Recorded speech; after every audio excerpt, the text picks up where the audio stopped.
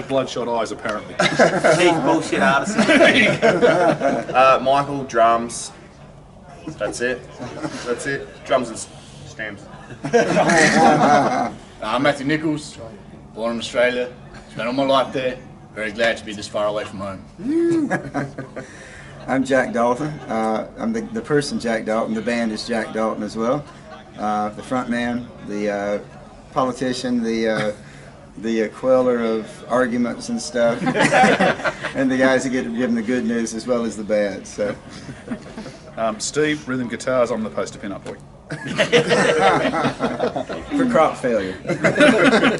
So good to meet you guys. Thank you. How did you enjoy yesterday's experience? We had a blast. A1. Yeah, fantastic. Yeah? She was good. Yeah, we had a blast. It was just, as I was telling some of your mates earlier, since this whole thing came up, it's just been one thing after another that's fallen into place over the last year. We had to pay our own way here, and obviously from Australia for 5 people, or actually 11 people, because Brad's family's here as well. We had to raise quite a lot of money for that, and we took it almost to the dollar a week before we were supposed to come over. But along the way, like leaving Adelaide and getting our Winnebagos and everything, has just one thing's fallen into place after the next, and you gotta just smile at the universe and you say, wow, okay, I guess it's our turn to do this, huh? And even like with meeting you guys, this was unexpected from our side as well, but it was just amazing with the location, the HRH people. I've never worked with a stage crew that good before. It's a great organisation. Oh man, I mean, Yeah, absolutely. so you never have to explain anything. So we need this. Yep. Which one? This, or this? I have no idea. What do you think works the best? I mean, we've been coming here for a few years now, so you kind of look at the setup. It's like a well-oiled machine now, it isn't is. Especially with stage one. It's just The professionalism was mind-blowing. Couple of quick questions and it was done. And even the stagehand said, "You guys got to come back. You know what you're talking about." So that was really encouraging. So, and it must be a bit surreal at the same time, is it? Oh look, especially when you work so hard to get a fan base, and Australia can be tough. And coming here and basically being an unknown, getting on stage one and doing our thing and having the reception we did was mind blowing. So we got to do the whole let's hug, let's bow, thank you. It was amazing. The energy coming back from the crowd was just that's what we loved. Yeah, and the coolest thing was like when we started out, it was pretty full, but as the set progressed, you could actually literally see people like filing in by the time we finished. Were you guys there last night? Absolutely, and it's always a sign of a good band when you watch it drawing in from outside. And because you've got another stage just over the road there. You're literally a few yards away from it. You've got competition there already. Well, that's the thing. 34 bands. I mean, there had to be thousands that basically, applied for this and stuff. Yeah. And we got a call from, I guess it was John, February actually of last year, before the last one. And I was blown away. When I got the email, I thought it was a joke for somebody like this. I was like, it's got to be a joke. Maybe I should read it. So I didn't. But it sounds sincere. I was sending him a thing like, I would love to. Get another one about, this is the days. I said, holy shit, guys. We just got an HRH. I don't know. But it's like winning lotto in Australia. It's the same from a fan point of view, though, that, like bands get announced, obviously, and we're probably due announcements tomorrow, ready for next year. Yeah. And it's like, you'll always see a surprise number of names on there, and you think, right, I've never checked them out. So then it immediately spreads the word as well. Yeah. Well, we've even had some people say to us that, because we're doing a bit of a tour around the UK after this as well. We're coming to see you in Reading, we're coming to see you in Birmingham, so that's just phenomenal. It is. That stuff happens. So that's what we're trying to do. We came here with 3 R's we wanted to do. Get recognized, This is going to be shameless. people to respect us, and to get rebooked. That's it. So we've done 2, we're working on the 3rd. So, do you guys have any input? Shameless self-promotion. So tell us a little bit how the band got started and how did it all get going? Basically, the Jac Dalton project started about 15 years ago. Originally, I had been in bands when I was in high school. Then I took a left turn and did musical theater and things like that for about 15 years. But then came back, moved to Australia and stuff, and got kind of pulled kicking and screaming back into it. So the first album was kind of like where Keith Urban is hitting with country rock. We were about 12 years ahead of the curve, so that didn't work, especially in Australia. So then we went from that into melodic rock, and that's started getting, okay, this is cool, and then we went further into that, and that was where it came out. But we've had about 3 different castings of the band over that time. The album we're actually promoting now wasn't one we did together. It's the one that we basically brought to life together. It was recorded by a previous casting from Perth. But the way that it's presented now could have never been done that way with those guys. So it's got an edge, it's got bite and all that, which basically sets the stage for this casting about moving forward. And it's our hope and commitment to go the distance, whatever that may be, together. We're not only musicians now, but we're good mates as well. And it's taken us about 3 years to understand and get to know and trust each other, I guess.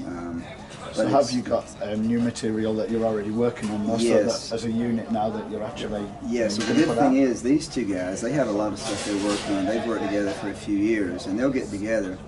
Number one, the memories, I don't see how they do it. They can change times 8, 10, 15 times, the thing going like, my head's ready to explode. And they can do it once, and then they do it again perfectly. But they've got a really good set of stuff about where we can head from here. And that's, probably one of the things we'll be developing. We're wanting to do our 4th album this year, which will be the stuff that this group has done. Yeah. But it's been kind of a logical progression over time, the right stuff with the right people at the right time. And for this group, it seems like we've hit all those things at the same time, finally. And part of that is just, with any band, as you're coming up, you got to eat a big shit sandwich before you get to the bread, And in Australia, it can be one of the most disappointing things because the pub things and this and that. We're not a pub band. We're not a covers band. It's a covers. It's a tribute band. Let's just say we've been playing covers for 18 months just to get here. Just to get here. And then they can fill a room, but you come along as a original band. You play to 10 people. Yes. But the thing about it is, it's a similar thing in the UK at times. But the covers we've done, the good thing is, unless you got the set list, none of the hotels ever play. Well, we've actually pulled out the stuff that we've liked in the rock arena, and the stuff that nobody else ever does.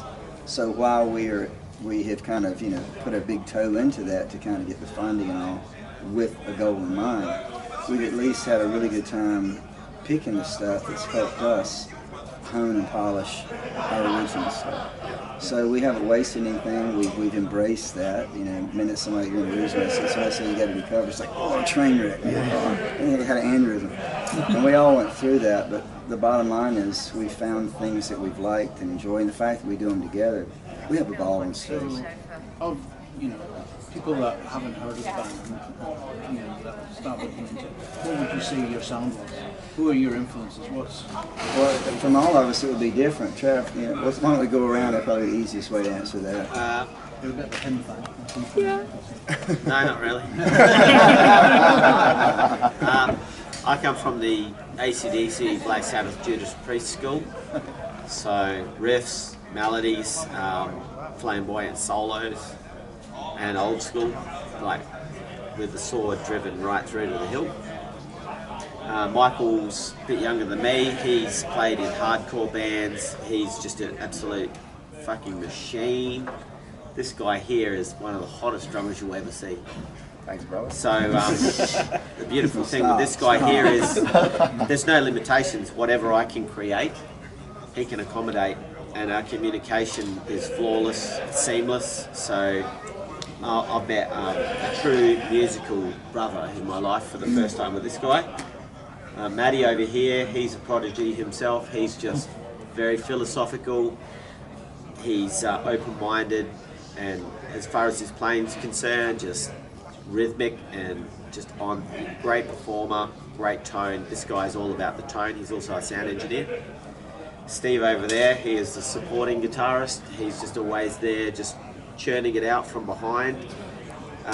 Putting the canvas down behind what we all do, and of course Jac's up the front. So we've really got a very wide degree in the age department. There's a bit of separation between us all, but the common denominator is the truth between us all. We're a very truthful band. We believe in the truth. We believe in, we're a very righteous band in the sense that we've all found ourselves. Nobody here is below the line. We've really found ourselves as people. So when we work together, it's very easy, very encouraging.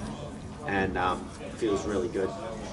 As far as like band influences you go, who would you say some of your biggest influences have been over time? Well, I think following up from what Trav said, I think it's about all the classic tricks and licks that go with the music that we're all here to watch. You know, if I was to pinpoint it, it's 80s influence melodic rock, hard rock, metal, stuff like that. You know, like Travis said, the big solos, the lead vocals right out the front, and the solid backing from the rhythm section, and basically just that that 20 years, 70s and 80s, where the music was just gold, and stuff that my parents gave me, and I mean, Maddie and I, we're 90s kids. We suffered. Like the rest of us. Then we meet Travis and Jack and Steve, and then we get brought back another 20 years, and you get to rediscover, and rediscovering the history of that stuff is the most exciting part, because you get to renew it every time you write something, something new. It was a sweet period of time as well, wasn't it? And the stuff that's there, a lot of it really, it still sounds as fresh as it did back in the day. It's amazing, mate. We were in the supermarket yesterday, and there was some 80s playing. Me and Maddie just looking at each other, going, "This is incredible! It's incredible stuff." So, well, I'll jump in. My parents actually raised me on country, and as a bass player, I didn't have a musical family to start with. So sitting down in the bedroom having to play, big family, not many rooms. They usually told me to shut up. And what is that? Play something different. That's the most common thing I heard. As a bass player, though, listen to something like country. You've got the embellishment of a guitar when it comes to a solo. It's mainly about the lyrics and the vocals in the song, because it's usually about the front man. Bit of a story and things like that. So you tell a story of the guitar, you tell a story of the vocals. Bass players are usually there to support everyone, and in a way canvassing to really give it something to work on. I was born in '89, so somehow I found music from before that. But most of it was about one song from each band that had something to say. Like I didn't mind Linkin Park and Limp Bizkit and things, but it was like one song. And then I found things like Slayer, Metallica, further back, Deep Purple, Led Zeppelin, and I started to realise that these guys could make albums worth of good songs rather than just one or two. So finding those influences, I realised that bass players were a supporting role in a lot of the cases, and then you go back enough to find something like Jac. So I'm like, well, I'll support in the bands that I'm in, because it's the role that you play, and that's the philosophical part coming out, I suppose. Very wide influence. I want to support what I'm playing and eventually do my own stuff. But when you've got someone that can play really melodic stuff, put it out there, a drummer who has rhythms that I can follow, so I've got these two sides to look at in the peripheral visions, and then someone who's a wordsmith, and another guy that I can work with in terms of a good melody in the background or a good solid rhythm. That's everything that's come together out of all the music that I've heard and been influenced by is my role in this band. Yeah, we're very lucky to be playing this sort of music. Yeah, very lucky. It's a very eclectic background. That was the whole point of this. We got everything from metal to country to I was raised with gospel, and my biggest influences lyric-wise are like Toto, Journey, Bon Jovi, Aerosmith. These guys, they actually had something to say, and I think this is the biggest thing about the 80s stuff is you had this amazing complexity that came out of the simplicity of the 60s and 70s, the 1-4-5-1 patterns, and that sort of bending and twisting. The stories got better, and the lyrics got better, and the words got bigger, and all of a sudden you had this amazing underlying music that was basically hitting you right in here, with the lyrics and all. The story was actually hitting in here, which means it stays a lot longer. And I think this is the reason why a lot of 70s and 80s stuff has lasted as long as it has, because of that. I think there's a lot of diversity in the music anyway. When you look across the stages over the last few days, it's like, it isn't all AOR if you like, but there's a lot of good support for it all. The lyrics and sound seem to bring out passion, and you can see it has an emotional response to the guys that are, and they are really passionate about new bands coming to it, because we can all look back in our history and say, well, we love this band. The people here are also really encouraging the new bands that are coming out, because they want this music to last. There's kind of no longevity anymore in supporting a couple of artists. Like we may have done when we first started liking music. You had kind of a few bands that you'd listen to, and they were your bands. as you get older, you pull in all sorts of different Yeah, things. the attention span too is like this every time. But here again, you get to the point where you can only fool the heart and spirit for so long. Now, even young kids are starting to go back to mom and dad's stuff, 80s stuff, 70s stuff, and they're loving it. All they go, Mom, influenced by who's Led Zeppelin? It's like, oh, well, here. Here's the vinyl. If I could jump in for a second, for me personally, in the pursuit of life and finding out what it's all about with its trials and tribulations, a lot of the stuff that we engage in, we can find ourselves doing it by default and then questioning why we're bothering.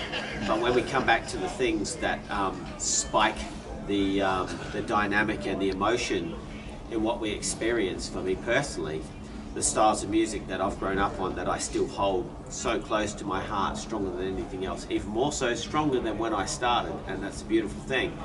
I can find myself feeling something when I'm listening or thinking about it. I can be thinking about it while I'm doing something and it's in my mind, and I can get this well of emotion that comes up. Then I can catch myself experiencing that sensation and asking other people wouldn't. I couldn't even explain what it's about, but it's mine. It's mine personally, and it's mine collectively, and I don't need to explain anything. I just need to have it and hold it to my heart, and I can hold that close to me and experience that till I fall off the perch. That's the thing that you've got in common with pretty much anybody. Thousands of people here. With all of you guys, for sure. with everybody here together, you know. A lot of the music in the last 15 years, unfortunately, has become a throwaway culture. Yeah. Right? If you listen to the pop culture, you can't remember a song from like 5-6 years ago. No, because they're making music for eyes, not for ears. Yeah. And you know, for us, we hear a song, like this morning we were listening to the Skid Row album, and we're like, man, remember that song, and that summer, and it was great, and those It floods back, doesn't it? it floods back. You know, you find yourself sitting there smiling, like, and that's what you create with this kind of, you bring up that passion, that feeling that you can associate with, you know what I mean? But it also highlights how important good songwriting is as an art. And I think if I think about what's happened over the last 10 to 15 years, music is disposable because it's lost its heart and soul. Good songwriting. So part of what I love, as the last person to throw a little bit about this as well too, is I was a child growing up as a teenager during the 80s before you were born. Yeah. So my whole existence as a teenager was all about Bon Jovis and Poisons and Aerosmiths and Strikers and that sort of stuff. So when I listen to our music, the big soaring 5-part vocals that we do, we try to do that as a point of distinction because we love that. We all sing and we all chop in and we sing, and that's the way we do. But writing a song that you can pair right back to an acoustic guitar and go, hey, this song still holds water. This is still a catchy song that people can sing along to. It's good songwriting, and that's an ethos behind what we try to do. Will this work if we took all the shit and giggles away from it and just played it like this? Now we've got a good song. I was talking to somebody about that just recently, and we were just saying it was a particularly aggressive metal band. And I said, how do you approach the songwriting? Do you sometimes approach it from an acoustic level before you translate? And they were finding it more difficult going in that direction from the writing in an electric end. Yeah. To translate it back the other way, but like you say, it needs to exist on all levels to make it. And they're the songs that are caught in your mind that you're still remembering 20 years later because they're well written. You know, and one of the things that we loved last night as we were playing, we're playing to a group of people that have never heard our stuff before. But there's one song in particular that we do that we really enjoy, and I reckon by the time we got to the third chorus, I could actually see a couple of people that were already starting to try and pick it up and sing along. And I thought, I know I love this song for a reason, and that's probably why. It's infectious. Good songs are infectious. They're infectious. The one thing about the crowd that you get at the Hard Rock Hell, and it's getting bigger and bigger. The event is getting to the point where people are squeezing in like sardines now, and it sells out like a year in advance. The one thing you get is that people find the music and they don't just forget about it. These are passionate people that want to follow on, and they're also like my kids. I bring my kids up to try and listen to. My wife brings them up to listen to pop music. I'm still, trying to get them into. I know. But I'm what you said. It's about trying to. But my kids now want a record player. They want to play vinyl. They want that experience because they didn't have it. So I was born right on the cusp of it. So the parents' car at the time had a tape deck. A few years later, it was a CD player. I went to the parents' cupboard. There's tapes of country, like Lee Koenig and Garth Brooks, things like that. My mum pulls out the white packet vinyl collection of the Beatles, had every single one of them in there. I don't know how much that's worth now, but she had it. And they would go out and they would check out these bands. The first concert I went to was a country concert. I don't know how, I don't know why. It was in the middle of Darwin. It happened, made me respect it. And the people there at the time loved it. They appreciated it. They went and they bought the CDs and things like that. And at another point, I don't see that happening as much in Australia, especially for a new artist or someone they haven't seen before. So it actually leads me onto a question for you guys. How is it that something like this can exist here and thrive and continue to grow?